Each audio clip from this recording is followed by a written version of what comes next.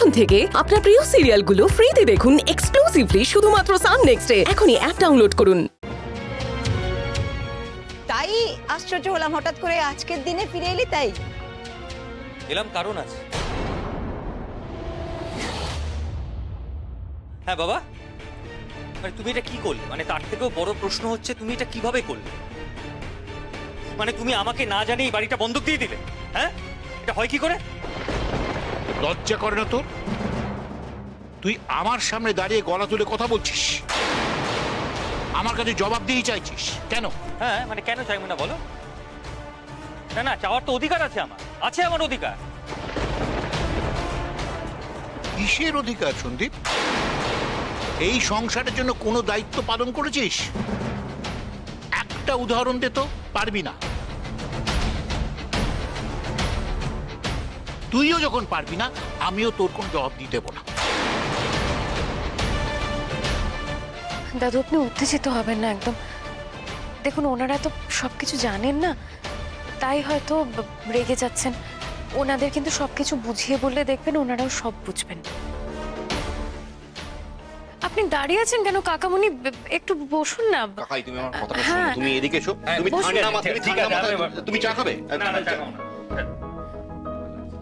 আচ্ছা বর্দি, দেখি একটু। ভর্তি বলছি, তুমি তো এই বাড়িতেই ছিলে, বলো তোমার সামনে এই সব কিছু হলো।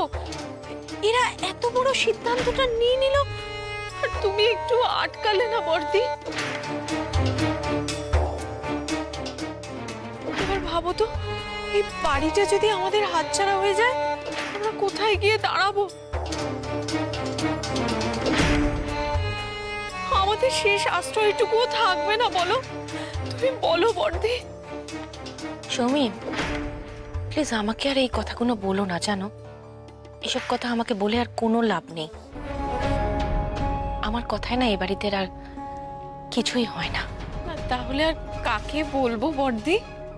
অদ্ভুত কথা বলছো, মানে এটা কোনো প্রশ্ন হলো? মানে তুমি জানো না মানে কার বুদ্ধিতে চলছে, মানে কার আশকারায় পেয়ে সব এইসব হচ্ছে?